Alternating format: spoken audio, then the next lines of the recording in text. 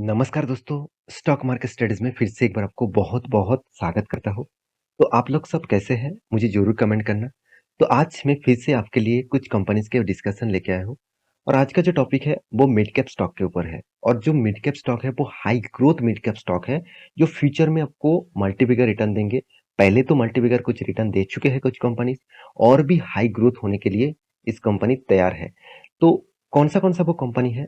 जिसके बारे में बात करूँगा। सबसे पहले मैं एक डिस्क्लेमर दूँगा, इस कंपनी सारे कंपनीज़ मेरे पोर्टफोलियो में भी है। साथ ही साथ इस कंपनी के मैं पहले से ही बहुत पहले से ही निवेश करके रखे हूँ और जब इस कंपनी के ऊपर कुछ करेक्शन दिखने को मिलता है, तब मैं इस कंपनी के ऊपर और भी इन्वेस्टमेंट करने के लिए हमेशा तैयार रहता हूँ। तो आपके पास इस कंपनी का शेयर है तो ज़रूर मुझे कमेंट करिएगा। उससे पहले देख लीजिए कंपनी कौन-सा है। सबसे पहले मैं बात करूँगा मेरे एक सबसे पसंदीदा कंपनी के बारे में जिसका नाम है दीपक नाइट्रेट। तो दीपक नाइट्रेट एक ऐसी कंपनी है जो कंपनी कुछ मोनोपोली जैसे बिजनेस करते हैं। कुछ कुछ केमिकल्स के वो मोनोपोली बिजनेस करते हैं। तो कंपनीज के जो बिजनेस है वो ओवरऑल टोटली केमिकल के ऊपर है। तो केमिकल इंडस्ट्रीज की एक लीडर कंपनी है। तो दीपक नाइट्रेट अभी देखा है तो 28,000 करोड़ के आसपास इसका मार्केट कैप है। मगर इस कंपनी में स्ट्रेंथ क्या है मैं आपको बता दूं। कंपनी का स्ट्रेंथ आपको यहाँ पे दिखेगा। टोटली कंपनी डेट फ्री है। कंपनी में जो डेप्थ है वो धीरे धीरे करके पूरा पूरा का पूरा यहाँ पे मिटाने वाला है। कंपनी का देखिए रिटर्न ऑफ इक्विटीज 3 साल में 31% के आसपास ग्रोथ हो रहा है। प्रोमोटर होल्डिंग कंटिन्यूसली कंपनी के ऊपर इंक्रीजिंग किया जा रहा है और कोई भी देखिए कॉन्स नहीं है, मतलब कोई भी नेगेटिविटी नहीं है। नेगेटिविटी तो है, फिर भी देखिए जो चीज यहाँ पे पॉजिटिविटी और नेगेटिविटी के हिसाब से देखा जाता है एज ए कोई भी स्टॉक के ऊपर लॉन्ग टर्म रहने के लिए, उसके हिसाब से यहाँ पे कोई भी नेगेटिव देखने को नहीं मिला। और कंपनी एक चीज में वो मार्केट में इतना बड़ा कैप्चर किया जो कैप्चर दूसरे कंपनी कर नहीं पाएंगे। 75% मार्केट से लेकर रखा है सोडियम नाइट्रेट एंड सोडियम मतलब सोडियम नाइट्रेट के ऊपर। और आप देखेंगे तो सोडियम नाइट्रेट के ऊपर, तो sodium nitrate and sodium nitrate के ऊपर, ये दोनों प्रोडक्ट के ऊपर कंपनी 75% के आसपास मार्केट से लेकर रखा। जो प्रोडक्ट सबसे ज्यादा यूज होने वाला मत और सबसे ज़्यादा काम की चीज़ है, जो प्रोडक्ट इसी कंपनी ने पूरा का पूरा लेके रखा। तो कंपनी के जो इंडस्ट्रियल बिज़नेस है, उसमें कंपनी 18% कंट्रीब्यूट करता है रेवेन्यूज़ के ऊपर। और कंपनी का जो आप देखेंगे तो अलग जो केमिकल्स बिज़नेस है, उसके ऊपर कंपनी 62% का काम करता है। तो फाइन एंड स्पेशलिटी केमिकल्स के ऊपर 12% के आसपास कंपनी काम करता है। साथ ही साथ आप देख सकते हैं जो प्रेफ़रेंस सॉरी माफी चाहता हूँ, परफॉर्मेंस प्रोडक्ट के ऊपर कंपनी 8% के आसपास, जहाँ पे पेपर टेक्सटाइल इस तरीके से कैटेगरीज है। और साथ ही साथ आप जियोग्राफिकली देखेंगे तो एशिया और मिडिल ईस्ट कंट्री में सबसे ज्यादा कंपनी बिजनेस नहीं करते। कंपनी डोमेस्टिक में सबसे ज्यादा बिजनेस करते हैं 78%, और एशिया और मिडिल ईस्ट कंट्रीज में कंपनी 21%, जहाँ पे यूरोप हो गया, यूएस हो गया और इस तरीके से कंट्रीज के ऊपर भी कंपनी खुद का प्रोडक्ट एक्सपोर्ट करते हैं। तो रही बात कंपनी का फाइनेंशियल डिटेल्स के बारे में, तो कंपनी का जो मार्केट कैप है वो 28,000 करोड़ है। कंपनी अभी भी उतना बड़ा नहीं हुआ, तो हायर चांसेस है और भी बहुत ज़्यादा बड़ा होने के लिए। कंपनी में कोई भी प्रोमोटर के पास 49% का होल्डिंग है, कोई भी डेप्थ नहीं है कंपनी का। कंपनी अच्छा खासा कम सीएजीआर के परसेंट के हिसाब से sorry return of capital employed और return of equity base level में देखने को मिलेगा। थोड़ा-सा कंपनी का देखिए, मैं पैग रेशियो के बारे में बात करूँ तो पैग रेशियो ठीक-ठाक है, कंपनी का क्विक रेशियो भी ठीक-ठाक है, EBITDA मार्जिन भी ठीक-ठाक लेवल में देखने को मिला और 3 साल में कंपनी अच्छा खासा ग्रोथ किया। तो कंपनी का प्रॉफिट एंड लॉस के बारे में बात करें तो कंपनी कंटिन्यूअसली प्रॉफिट को मेंटेन करता है। अच्छी बात है यही कि कंपनी का खुद का जो ओपीएम है वो कंटिन्यूअसली मेंटेन तो हो रहा था। इस बार कंपनी 2023 में कंपनी का प्रॉफिट मार्जिन जो है, ऑपरेटिंग प्रॉफिट मार्जिन जो है, वो थोड़ा-सा धीमी देखने को मिला। तो इसी का आपको फायदा उठाना चाहिए। चार्ट पैटर्न देखेंगे तो चार्ट पैटर्न में एक ट्रायंगल जैसे पैटर्न बना है। इस पैटर्न अगर कोई भी साइड में ब्रेकआउट हुए, अगर अपर साइड में ब्रेकआउट हो तो एक बड़ा रैली आपको ऊपर साइड में देखने को मिल सकता है। अगर डाउन साइड में ब्रेकडाउन हुए तो बड़ा फॉल भी आपको देखने को मिल सकता है। तैयार रहिएगा, कभी भी आपको डिस्काउंट में शेयर मिले तो जरूर इस कंपनी के ऊपर स्टडी करके कुछ इन्वेस्टमेंट करने के लिए, मतलब करने के लिए जरूर सोचिए। तो सेकंड जो कंपनी है जिसके बारे में बात करूंगा उसका नाम है डिक्सन टेक्नोलॉजीज। इस कंपनी एक पॉपुलर कंपनी है। अगर इस कंपनी का बिजनेस मॉडल देखें तो कंज्यूमर ड्यूरेबल्स, इलेक्ट्रॉनिक्स कंज्यूमर, देखिए आज अगर टेलीविजन का स्क्रीन से लेकर मोबाइल के स्क्रीन तक मतलब डिस्प्ले तक इसी कंपनी बना रहा है। साथ ही साथ जितने सारे इक्विपमेंट्स है घर में लग जाने वाले, जितने सारे इक्विपमेंट, चाहे वो मिक्सचर ग्राइंडर हो, चाहे वो आयरन्स हो, तो इस तरीके से प्रोडक्ट कंपनी बनाते हैं। तो कंपनी का लाइट्स का भी बिजनेस करते हैं, मतलब जो बल्ब्स लाइट होते हैं उसके भी प्रोडक्ट कंपनी बनाते हैं। तो इस सेक्टर में कंपनी लीडर्स है। तो डिक्सन टेक्नोलॉजीज के ऊपर फोकस रखिएगा कि कंपनी के ऊपर प्रेशर इसलिए बना क्योंकि जो रॉ मटेरियल्स कंपनी चाइना से लेते थे वो चाइना से आना कंपनी के लिए बंद हो गया। तो अभी कम कम आ रहा है, तो इसीलिए कंपनीज़ के ऊपर थोड़ा-थोड़ा इम्पैक्ट यहाँ पे देखने को मिला। तो कंपनी डिक्सन टेक्नोलॉजीज़ के बारे में बात करूँ तो कंपनी का वैल्यूएशन मुझे हाई लगा। कंपनी का P ratio industry P ratio से बहुत हाई है। तो ये पॉइंट्स मुझे वीकनेस लगा। उसके बाद कंपनी का return of equity, return of capital employed दोनों ही ठीक-ठाक है। कंपनी उतना खास डिविडेंड नहीं दिया, फिर भी डिविडेंड तो दिया। कंपनी का फेस वैल्यू ₹2 है। इसका मतलब कंपनी स्प्लिट किया है, नहीं तो कंपनी का प्राइस और भी बहुत ऊपर देखने को मिल सकता था। कंपनी के डेप्थ के बारे में बात करें तो कंपनी ने उतना ज़्यादा डेप्थ नहीं लिया। डेप्थ फ्री आप बोल सकते हैं, थोड़ा-सा डेप्थ है। तो कंपनी के देखिए जो मुझे बेस्ट पॉइंट लगा, वो है कंपनी का EBITDA मार्जिन और साथ ही साथ रिटर्न ऑफ कैपिटल एम्प्लॉयड जो 3 साल में कंपनी जिस तरीके से ग्रोथ हो रहा है, उसके बारे में बात कर रहा हूँ। तो कंपनी के पैग रेशियो के बारे में बात करूँ तो कंपनी का पैग रेशियो भी अच्छा खासा लेवल में देखने को मिला। तो कंपनी के जो प्रॉफिट एंड लॉस है, उसके बारे में बात करूँ तो company continuously profit and loss को मेंटेन कर रहा है। साल भर में अब ओपीएम के परसेंटेज के बारे में बात करूँ, तो ओपीएम 4 से 5% के आसपास ही कंटिन्यूअसली ग्रोथ हो रहा है। तो देखिए यहाँ पे ओपीएम अगर मान के चलिए 4% से ग्रोथ हो रहा है, कल अगर 10 से 12% का ग्रोथ हुआ तो सोचिए कंपनी के ऊपर कितना बड़ा एक रैली देखने को मिलेगा।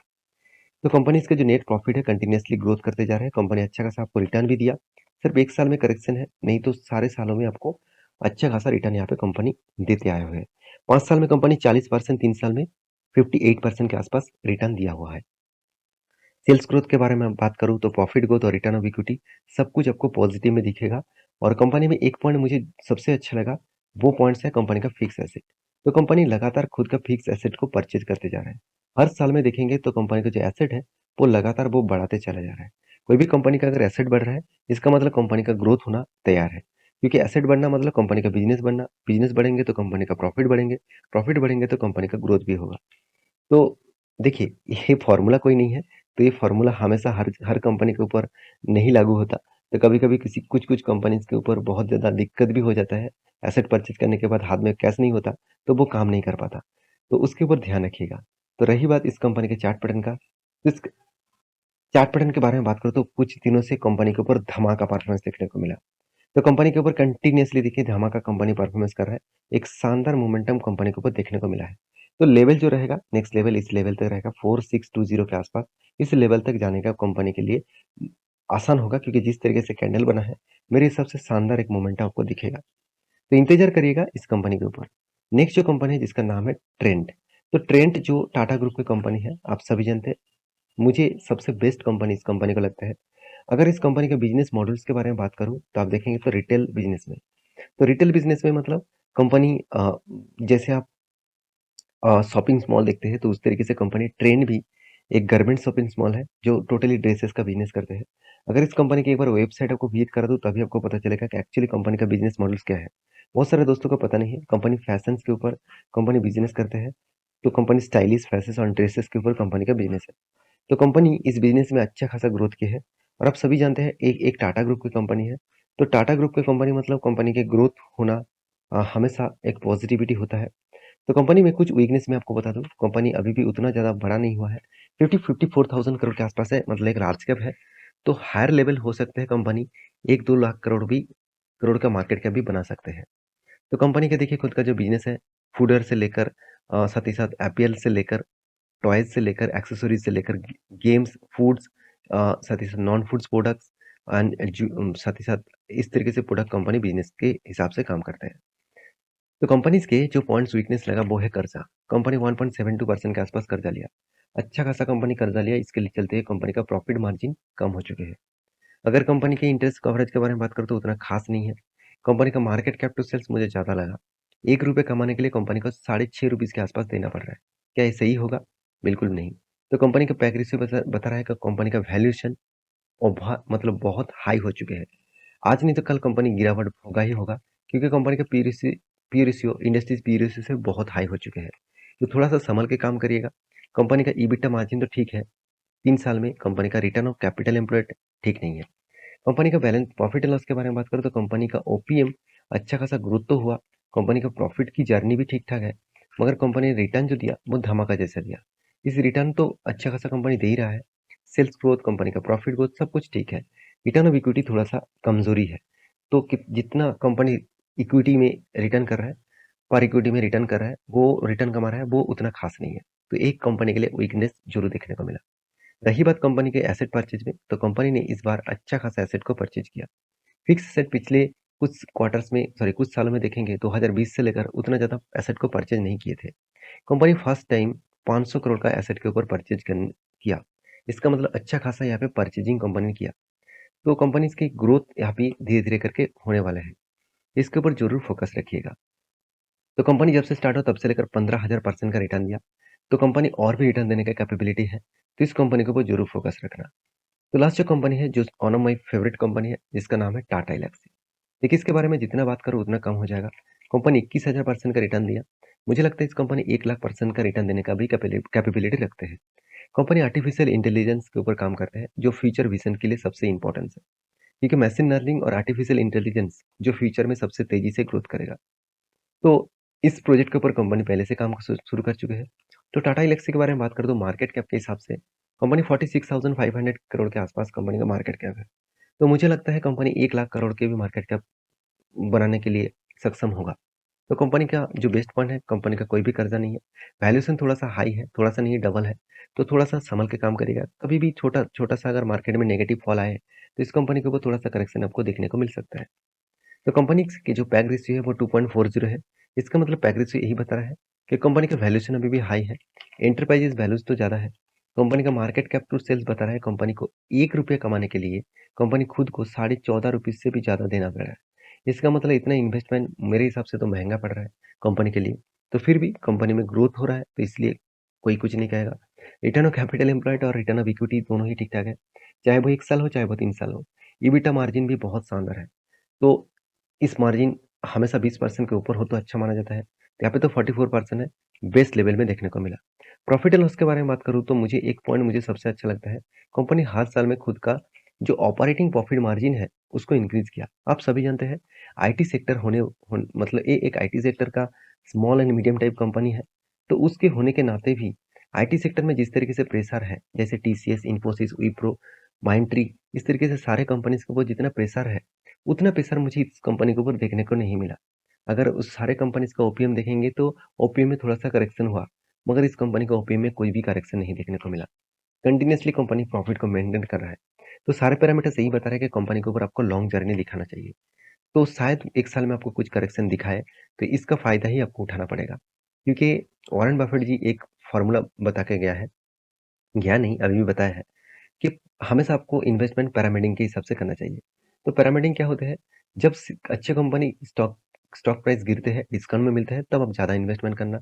जब धीरे-धीरे करके वो ऊपर जाएगा, तब आपका इन्वेस्टमेंट कम कर देना। तो कभी भी और भी मौका मिले, फिर से गिरावट हुआ, तो फिर से माल उठाना स्टार्ट कर देना। तो इस तरीके से करके आप इन्वेस्टमेंट कर सकते हैं। इसमें आपको लॉस होने का चांसेस बहुत कम होगा और आपका तकलीफ भी उतना नहीं होगा। तो कंपनी का सीएजीआर के परसेंटेज के हिसाब से सेल्स ग्रोथ, प्रॉफिट ग्रोथ और रिटर्न ऑन इक्विटी सब कुछ बेस्ट लेवल में देखने को मिला। तो कंपनी के कैश फ्लो में मुझे एक पॉइंट हमेशा देखना ज़रूरी होता है, वो है कंपनी का फिक्स एसेट।